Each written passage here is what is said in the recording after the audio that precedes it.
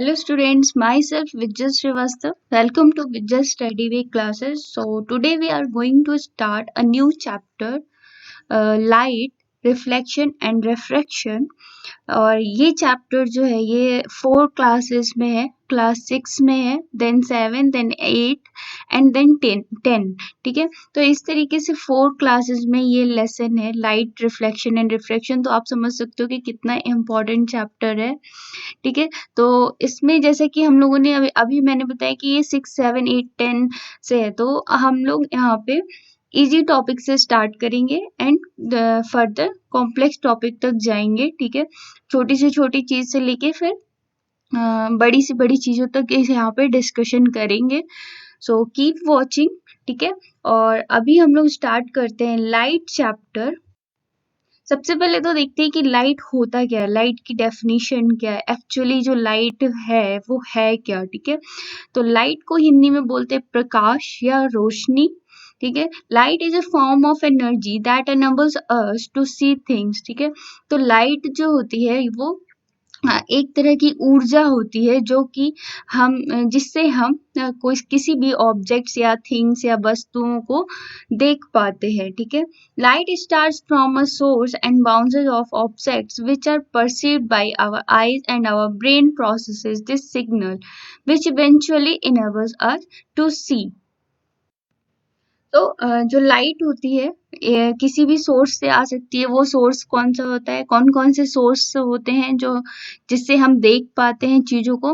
तो natural source तो हमारा हो जाता है सूर्य, हो जाता है सूरज, सन.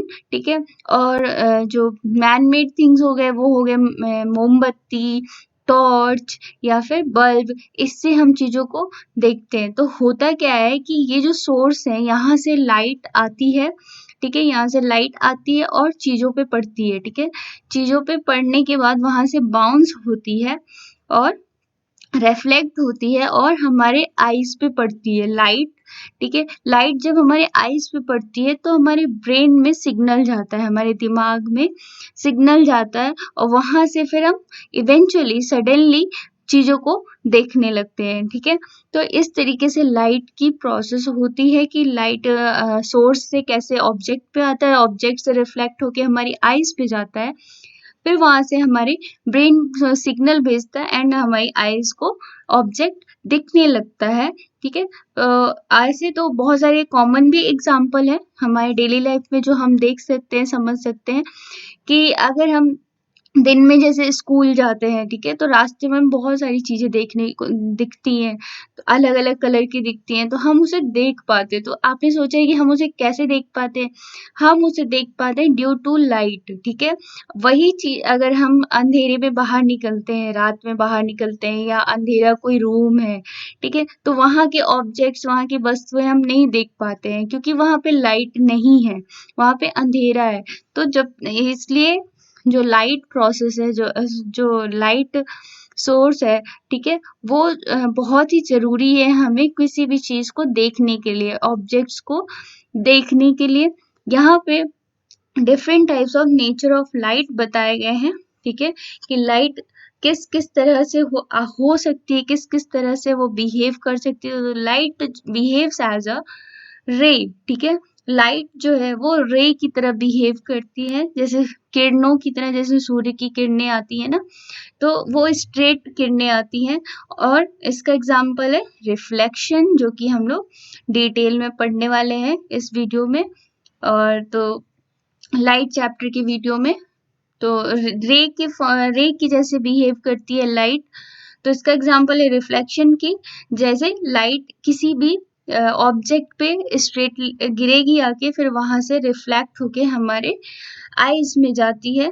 तो इस तरीके से लाइट जो है वो किरण की तरह या रे की तरह बिहेव करती है. लाइट वेव की तरह भी हो सकती है, जिसका एग्जांपल है इंटरफेरेंस एंड डिफ्रैक्शन. तो इंटरफेरेंस का मतलब हो गया हमारा कि जैसे कोई ट्रांसपेरेंट थिंग ले लेते हैं या ट्रांसपेरेंट ऑब्जेक्ट ले लेते हैं जिससे हम आर पार देख सकते हैं. तो आपने कभी सोचा है कि हम उसके आर पार कैसे देख सकते हैं? बिकॉज वहां पे जो लाइट है, ठीक है, जो लाइट है as a behave sorry as a wave behave कर रही है, तो उस ट्रांसपेरेंट थिंग में जो लाइट होती है वो क्रॉस करती है, उस ट्रांसपेरेंट थिंग को या उस ऑब्जेक्ट को क्रॉस करके उसके अंदर जाती है, इसलिए हम ट्रांसपेरेंट थिंग को आर पार देख पाते हैं। तो इंटरफेरेंस का मीनिंग यहाँ पे यही होता है कि वो वेव की तरह जब बिहेव करते हैं, लाइट जब वेव की तरह बिहेव करते हैं, तो इंटरफेरेंस की प्रॉपर्टी शो करते हैं, मतलब वो कुछ रिफ्लेक्ट हो जाते हैं और कुछ ऑब्जेक्ट के अंदर चले जाते हैं। और इसका दूसरा एग्जांपल है डिफ्रैक्शन। तो डिफ्रैक्शन का यहाँ पे मतलब ये है कि जब लाइट वेव की तरह बिहेव करके किसी ऑब्जेक्ट पे गिरती है, तो कुछ जो लाइट है वो रिफ्लेक्ट हो जाती है, कुछ इंटरफेरेंस की प्रॉपर्टी शो करती है, ऑब्जेक्ट के अंदर जाती है, ट्रांसपेरेंट ऑब्जेक्ट के अंदर जाती है, और जो कुछ लाइट होती है वो फैल जाती है, ठीक है, अपने आसपास फैल जाती है, ऑब्जेक्ट पे गिरती है एंड देन रिफ्लेक्ट होके वो फैल जाती है, तो उसको बोलते हैं डिफ्रैक्शन। और जो नेक्स्ट नेचर है लाइट का, वो है पार्टिकल। तो लाइट जो है वो पार्टिकल की तरह बिहेव करता है, ठीक है। एक तो उसको क्या, उसका एग्जांपल है फोटो इलेक्ट्रिक इफेक्ट। तो लाइट जब पार्टिकल की तरह, मतलब कण या अणु की तरह बिहेव करती है, तो उसका एग्जांपल है फोटो इलेक्ट्रिक इफेक्ट, ठीक है। जब लाइट किसी सरफेस पे गिरती है तो वहां से रिफ्लेक्ट होके पार्टिकल के फॉर्म में एटमॉस्फेयर में फैलती है, तो वो पार्टिकल जो होगा वो होगा इलेक्ट्रॉन, ठीक है। इलेक्ट्रॉन की तरह वो रिफ्लेक्ट होगा फर्दर ऑब्जेक्ट से, एंड वहां से जब वो रिफ्लेक्ट होगा इलेक्ट्रॉन के फॉर्म में, एंड देन पूरे इन्वायरमेंट में, अपने सराउंडिंग में स्कैटर्ड हो जाएगा, ठीक है। तो यहाँ पे हम लोगों ने नेचर ऑफ लाइट जो है वो 3 टाइप का समझा। रे, जिसका एग्जांपल रिफ्लेक्शन है, वेव की तरह लाइट बिहेव करती है, जिसका एग्जांपल है interference and diffraction, and particle की तरह लाइट बिहेव करती है, जिसका एग्जांपल है फोटो इलेक्ट्रिक इफेक्ट। तो आई थिंक हम लोगों को समझ में आ गया होगा कि लाइट होती क्या है, लाइट का डेफिनेशन क्या है, एंड नेचर ऑफ लाइट का डेफिनेशन क्या है। तो लाइट के बाद आता है हमारा टॉपिक रिफ्लेक्शन, ठीक है। तो देखते हैं कि रिफ्लेक्शन क्या होता है, रिफ्लेक्शन ऑफ लाइट क्या होता है, ठीक है। The phenomena of bouncing back of light into the same medium by the smooth surface is called reflection, ठीक है। तो ऐसी प्रोसेस जिसमें लाइट किसी एक मीडियम पे गिरती है, ठीक है, एक ऑब्जेक्ट पे जब लाइट किसी ऑब्जेक्ट के सरफेस से टकराती है, ठीक है, तो वहां से लाइट फर्दर रिफ्लेक्ट होके उसी सेम मीडियम से रिफ्लेक्ट होके सराउंडिंग में स्कैटर हो जाता है, ठीक है। तो उस लाइट को उस प्रोसेस को बोलते हैं हम रिफ्लेक्शन ऑफ लाइट। अभी इसको हम लोग लॉज ऑफ रिफ्लेक्शन में डायग्राम से समझेंगे। अब हम बात करते हैं इंसिडेंट लाइट की, ठीक है। तो इंसिडेंट लाइट, रिफ्लेक्शन में इंसिडेंट लाइट का मतलब क्या होता है, light which falls on the surface is called incident light. For example, हमारा सोर्स है बल्ब, वहां से लाइट गिर रही है किसी कांच की टेबल पे, या किसी कांच के कोई भी थिंग हो सकता है, कोई भी वस्तु हो सकता है। तो वो जो लाइट सोर्स, जो बल्ब से लाइट कांच की वस्तु पे गिर रही है, उस लाइट को बोलते हैं incident light. And further, light which goes back after reflection is called reflected light, ठीक है। तो जब लाइट जो आ रही है सोर्स से, उसको बोलते हैं incident light, and after reflection from that surface, जो लाइट वापस जाती है, या जो लाइट रिफ्लेक्ट होके सराउंडिंग में स्कैटर्ड होती है, उस लाइट को बोलते हैं रिफ्लेक्टेड लाइट, ठीक है। यहाँ देखिए, डायग्राम से देखते हैं। यहाँ देखिए, यहाँ पे एक हम लोगों ने प्लेन मिरर लिया है, ठीक है। यहाँ से लाइट आ रही है, मान लेते हैं यहाँ पे सोर्स है, सोर्स कोई भी हो सकता है, लाइट का बल्ब हो सकता है, टॉर्च हो सकता है। तो यहाँ से जो ये लाइट आएगी सोर्स से मिरर पे, मिरर सरफेस पे, इसको बोलते हैं इंसिडेंट लाइट या इंसिडेंट रे, ठीक है। और यहाँ से जब ये रिफ्लेक्ट होके वापस एनवायरनमेंट में जाती है, तो इसको बोलते हैं रिफ्लेक्टेड रे और रिफ्लेक्टेड लाइट, ठीक है। फिर इन दोनों के बीच में क्या होगा कि इक्वल एंगल बनेगा, ठीक है। इक्वल एंगल की बनने की वजह से टू टाइप्स ऑफ एंगल्स बनते हैं, ठीक है। Light incident ray and reflected ray में two types of lines angles बनते हैं, ठीक है। तो जो इंसिडेंट रे की साइड में जो एंगल बनेगा उसको बोलते हैं एंगल ऑफ इंसिडेंस, एंड जो रिफ्लेक्टेड रे के साइड में जो एंगल बनेगा उसको बोलते हैं एंगल ऑफ रिफ्लेक्शन, ठीक है। तो ये होता है reflection of light. Here you can see the angle of incidence, the angle between the incident ray and the normal, ठीक है। तो जो बीच की लाइन थी जिसने angle of incidence and angle of reflection को डिवाइड किया था टू इक्वल हाफ्स, उसको बोलते हैं नॉर्मल, ठीक है। तो इंसिडेंट रे और नॉर्मल के बीच का जो एंगल है उसको बोलते हैं angle of incidence, and reflected रे और नॉर्मल के बीच के एंगल को बोलते हैं एंगल ऑफ रिफ्लेक्शन। नाउ बात करते हैं लॉज ऑफ रिफ्लेक्शन की। लॉज ऑफ रिफ्लेक्शन क्या कहता है? Light incident on another medium, when light travels from one medium to another medium, it either get absorbed, absorption, bounces back, reflection, passes through, or bends, refraction. When light is incident on a plane mirror, most of it get reflected and some of it get absorbed in the medium, ठीक है। तो जैसा कि अभी हम लोगों ने पढ़ा रिफ्लेक्शन ऑफ लाइट में, देखा हम लोगों ने कि लाइट जो है वो एक मीडियम से ट्रैवल करके आती है, दूसरे मीडियम में गिरती है, ठीक है। तो वहां पे क्या होता है कि कुछ जो लाइट होती है वो मीडियम में एब्जॉर्ब हो जाती है, जिसको बोलते हैं एब्जॉर्प्शन। कुछ जो लाइट होती है वो बाउंसेस बैक हो जाती है, मतलब वहां सरफेस पे गिर के वापस से वो सेम मीडियम में चली जाती है, तो इसको बोलते हैं रिफ्लेक्शन। और कुछ ऐसे जो लाइट होती है तो वो वहां क्या होती है कि जब वो दूसरे मीडियम से आती है, फ्रॉम वन मीडियम से आती है जब, तो जब वो रिफ्लेक्ट होती है, ठीक है, तो वो बेंड हो जाती है, या जब उस मीडियम से को क्रॉस करती है तो लाइट वहां पे बेंड हो जाती है, मुड़ जाती है, तो उसको बोलते हैं रिफ्रैक्शन, ठीक है। When light is incident on a plane mirror, जैसे कि अभी हम लोगों ने डायग्राम देखा कि जब एक लाइट प्लेन मिरर पे गिर रही है, most of its gate reflected, ठीक है। तो उसमें ज्यादा से ज्यादा जो लाइट होती है वो रिफ्लेक्ट हो जाती है, सराउंडिंग में स्कैटर्ड हो जाती है, and some of its get absorbed in the medium, और कुछ ऐसी जो होती हैं वो मीडियम में एब्जॉर्ब हो जाती है जिस मीडियम पे वो गिर रहा है, ठीक है। तो यहाँ मीडियम हम लोगों ने प्लेन मिरर लिया है, ठीक है। तो इस मीडियम में वो एब्जॉर्ब हो जाती है। तो ज्यादातर यही दो केसेस होते हैं कि या तो वो रिफ्लेक्ट हो जाती है लाइट, या फिर वो मीडियम में एब्जॉर्ब हो जाती है, ठीक है। नाउ देखते हैं लॉ ऑफ रिफ्लेक्शन क्या है।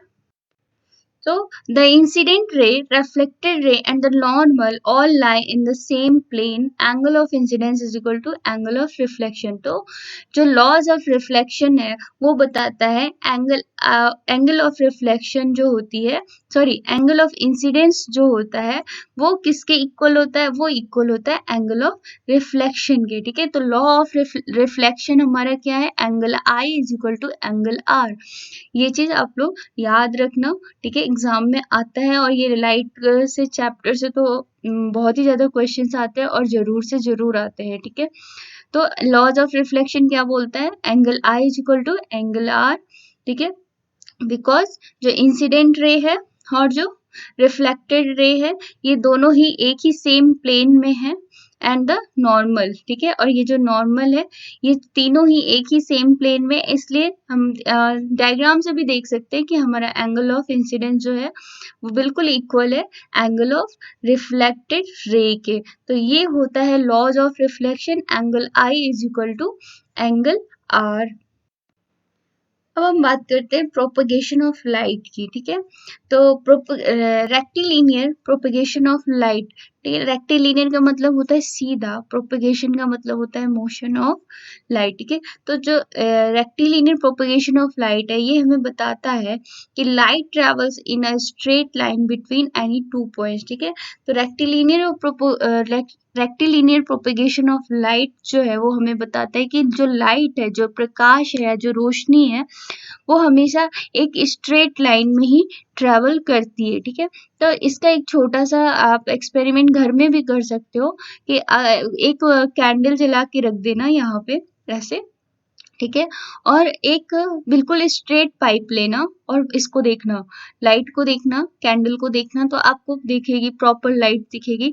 और अगर आप एक मुड़ा हुआ पाइप ले लेते हो, ठीक है, ऐसे जिगजैग में मोशन में ले लेते हो, या वेव लाइक पाइप ले लेते हो, उसमें से जब आप देखोगे कैंडल की तरफ तो आपको लाइट नहीं दिखेगी। इससे पता चलता है कि लाइट जो है हमारी हमेशा स्ट्रेट लाइन में ही ट्रैवल करती है from one point two another point और फ्रॉम और बिटवीन एनी टू पॉइंट्स। ठीक है, तो रेक्टिलिनियर प्रोपेगेशन ऑफ लाइट जो है वो यही बताता है कि जो लाइट है हमेशा एक स्ट्रेट लाइन में ट्रेवल करती है। तो जो फर्मेट्स थ्योरम है, फर्मेट्स थ्योरम जो है इसने जो rectilinear propagation of light and जो लॉ ऑफ रिफ्लेक्शन है इसको साबित किया है। ठीक है, इस थ्योरम से हम साबित कर सकते हैं, ठीक है, कि जो लाइट है वो एक स्ट्रेट मीडियम में ही ट्रेवल करती है from any two points. The principle of least time, ठीक है, light always takes the quickest path between any two point which may not be the shortest path। ठीक है, तो जो लाइट है वो हमेशा दो पॉइंट में हमेशा क्विकेस्ट पाथ को ही से ट्रैवल करती है। क्विकेस्ट पाथ मतलब ऐसी पाथ जिसमें कोई ऑब्स्टेकल ना हो, ठीक है, एकदम स्ट्रेट हो, जो ऐसा इजी वे में समझ सकते हैं, जो पाथ एकदम स्ट्रेट होगी हमेशा लाइट वहां से ही पास होती है, भले वो पाथ छोटी ना हो, ठीक है, लंबी हो, बट वो स्ट्रेट होनी चाहिए।